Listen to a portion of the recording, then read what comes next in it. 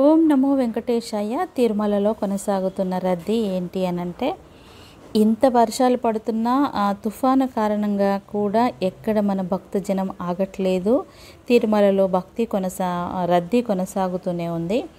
25 కంపార్ట్మెంట్లో వేచి ఉన్న భక్తులు ఉచిత సర్వదర్శనానికి 18 గంటల సమయం పడుతుంది. 300 ప్రత్యేక దర్శనానికి 4 గంటల సమయం పడుతుందని తిరుమల తిరుపతి దేవస్థానం పేర్కొంది. మరోవైపు టైమ్ స్లాట్ ఎస్ఎస్డి దర్శనం కోసం 8 కంపార్ట్మెంట్లో భక్తులు వేచి ఉండగా 6 గంటల సమయం పడుతోంది. ఇక నిన్న శుక్రవారం నాడు 65,134 మంది భక్తులు స్వామివారిని దర్శించుకున్నారు.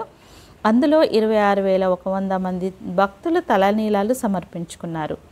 ఇక హుండీ ఆదాయం 4,27,00,000. ఇది తిరుమలది. ఇంకొక విషయం, టీటీడీ నుంచి కీలక అప్డేట్ అనే చెప్పొచ్చు. శ్రీవాణి ఆఫ్లైన్ టికెట్లు రోజుకు 1000 ఇస్తున్నారు.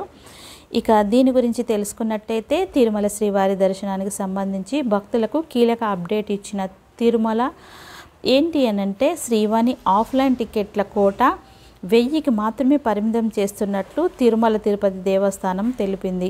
కలియుగ ప్రత్యక్ష దైవం వెంకటేశ్వర దర్శనానికి పెరుగుతున్న భక్తుల రద్దీ దృష్ట్యా సామాన్య భక్తులకు మరింత ప్రాధాన్యత పెంచేందుకు వీలుగా టీటీడీ ఈ చర్యలు తీసుకుంది.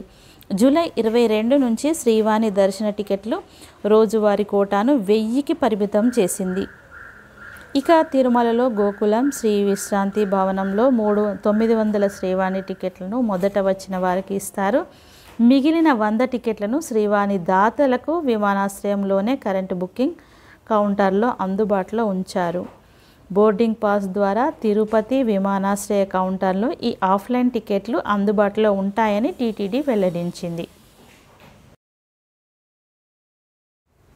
ఇప్పుడే అందిన వార్త ఏంటి అంటే, ఈ నెల 21వ తేదీ తిరుమల పెద్ద జీయర్ స్వామివారి సారథ్యంలో చాతుర్మాస దీక్ష సంకల్పం కార్యక్రమాన్ని అత్యంత వైభవంగా నిర్వహించడానికి టీటీడీ అధికారులు ఏర్పాట్లు పూర్తి చేశారు.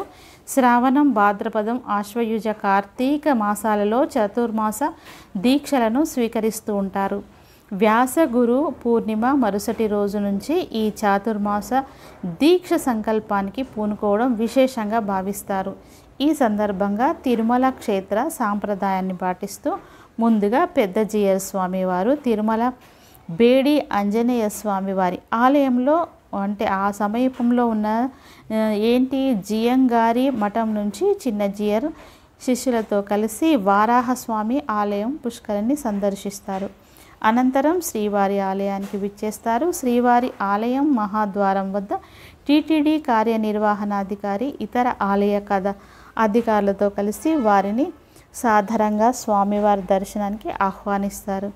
శ్రీవారి దర్శనానంతరం ఆలయ ప్రాంగణంలో ఉన్న రంగనాయకుల వారి మండపంలో పెద్ద జీయర్ స్వామికి మేల్చాట్ వస్త్రము, చిన్న జీయర్ స్వామికి నూల్చాట్ వస్త్రాన్ని బహూకరిస్తారు. ఇక జగన్ చిన్నాన తిరుపతిలో ఇంత పనిచేశారా అనేసి దాని గురించి ఒక విషయం తెలియజేశారు. ఏంటి అంటే, ఆంధ్రప్రదేశ్లో 5 సంవత్సరాలు అధికారంలో ఉన్న వైసీపీ నాయకుల 100 కోట్ల రూపాయల విలువైన ప్రభుత్వ భూములను కొట్టేశారని వెలుగు చూసింది. ఆంధ్రప్రదేశ్లో ఏంటి అనంటే, కూటమి ప్రభుత్వం అధికారంలోకి వచ్చిన తర్వాత వైసీపీ నాయకుల భూభాగోతం బయటకు లాగుతున్న సీఎం చంద్రబాబు నాయుడు శ్వేతాపత్రం ద్వారా వాటిని ప్రజల ముందుకు పెడుతున్నారు. అప్పట్లో వైసీపీ ప్రభుత్వానికి వంతపాడిన అధికారులపై చర్యలు తీసుకోవడానికి సిద్ధమయ్యారు. కోట్లాది రూపాయల విలువైన భూములను వైసీపీ నాయకులకు అప్పచెప్పిన అధికారులపై చట్టపరంగా చర్యలు తీసుకోవడమే కాకుండా ఆ భూములు స్వాధీనం చేసుకోవడానికి కూటమి ప్రభుత్వం సిద్ధమైంది. కలియుగ దైవం శ్రీ వెంకటేశ్వర స్వామి కొలువు తీరిన తిరుమల కొండ కింద ఉన్న తిరుపతికి అతి సమీపంలోని కోట్లాది రూపాయల ప్రభుత్వ భూములు కొట్టేయడానికి వైసీపీ చీఫ్ వైఎస్ జగన్ మోహన్ రెడ్డి ఆయన సొంత చిన్నాన ప్రయత్నించారని వెలుగు చూడడం హాట్ టాపిక్గా అయింది. తిరుపతికి ఆనుకొని తిరుచానూరు పుణ్యక్షేత్రం ఉంది. తిరుచానూరు సమీపంలోని కొట్రమంగళం ప్రాంతంలోని 378/2 సర్వే నంబర్లో మొత్తం 6.47 ఎకరాల భూమి ఉంది. ఈ మొత్తం భూమి ప్రభుత్వ రికార్డుల ప్రకారం కాలువ పోరంబోకు భూమిగా ఉంది. ఈ పోరంబోకు భూమిలో 4.5 ఎకరాల భూమిని మాజీ సీఎం వైఎస్ జగన్ చిన్నాన టీటీడీ మాజీ చైర్మన్ వైవి సుబ్బారెడ్డి ప్రయత్నించారని వెలుగు చూడడం హాట్ టాపిక్ అయింది. తిరుపతి సమీపంలో భూమిని వైవి సుబ్బారెడ్డికి కట్టబెట్టడానికి అన్ని ప్రయత్నాలు చేశారని తెలిసింది. అప్పటి కలెక్టర్ మీద ఒత్తిడి చేసి ఆ భూమిని నిషేధిత జాబితా నుంచి తొలగించడానికి ప్రొసీడింగ్స్ తీసుకున్నారు. రెవెన్యూ రికార్డులో ఆయన పేరు నమోదు చేసుకోవాలనే ప్రయత్నంలో కూటమి నాయకులు అనుకున్నారు. తర్వాత కూటమి ప్రభుత్వం సుమారు 70 కోట్ల విలువైన ప్రభుత్వ భూమిని కొట్టేయకుండా కూటమి ప్రభుత్వం అడ్డుకట్ట వేసింది. ఇటీవల సీఎం చంద్రబాబు నాయుడు శ్వేతాపత్రం విడుదల చేసిన సందర్భంలో కూడా టీటీడీ మాజీ చైర్మన్ వైవి సుబ్బారెడ్డి ఆ భూమిని కొట్టేయడానికి ప్రయత్నించారని ఆరోపించారు. ఇదే వైసీపీ ప్రభుత్వంలో తిరుపతి సమీపంలోని తిరుచానూరు సమీపంలోని సర్వే నెంబర్ 234లోని చెరువును మూడు డివిజన్లుగా విభజించారు. కొంత భాగాన్ని అప్పట్లో శిల్పారామానికి ఇవ్వాలని గతంలో అధికారంలో ఉన్న చంద్రబాబు ప్రభుత్వం నిర్ణయించింది. అయితే తర్వాత చంద్రబాబు ప్రభుత్వం మారిపోవడంతో వైసీపీ అధికారంలోకి వచ్చింది. ఇంకా తర్వాత తిరుచానూరు సమీపంలో ఆ చెరువు భూమిని వైసీపీ నాయకులు ఆక్రమించుకున్నారు. తర్వాత ఆ భూమి మాదే అంటూ వైసీపీ నాయకులు వాదిస్తున్నారు.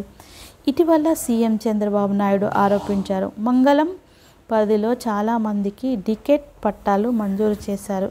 కుంట కాలువ భూములను ఇందులో ఉన్నాయి. ప్రభుత్వ భూముల్లో ఉన్న డికెట్ భూములు విక్రయించుకోవడానికి గత ప్రభుత్వం అనుమతి ఇచ్చింది అన్నమాట. అదే సమయంలో ప్రభుత్వ జీవో నెంబర్ 596 తీసుకురావడంతో కొందరు వైసీపీ నాయకులు డికెట్ భూములు ఉన్న వారిని బెదిరించి వారి పేరు మీద రాయించుకున్నారని ఆరోపణలు ఉన్నాయి. ఇలా 25 ఎకరాల భూములను వైసీపీ నాయకులు కొట్టేశారని ఆరోపణలు ఉన్నాయి. దుర్గా సముద్రంలోని 7.9 ఎకరాల అనాధీనం భూములను నిషేధిత జాబితా నుంచి తొలగించడానికి వైసీపీ ప్రభుత్వంలో అనేక ప్రయత్నాలు జరిగాయి. ఆ భూముల విలువ సుమారు 270 కోట్లు ఉంటుందని అంచనా వేశారు.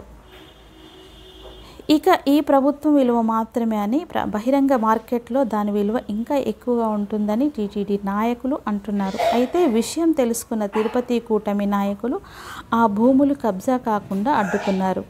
సీఎం చంద్రబాబు నాయుడు, డీసీఎం పవన్ కళ్యాణ్ ప్రత్యేక కమిటీ వేసి విచారణ జరిపిస్తే వైసీపీ నాయకులు తిరుపతి పరిసర ప్రాంతాల్లో ఎన్ని భూదందాలు చేశారు అని వెలుగు చూస్తుందని కూటమి నాయకులు అంటున్నారు. తిరుమలకు సంబంధించిన అప్డేట్ ఇలాంటి వీడియోస్ని తప్పకుండా షేర్ చేయండి.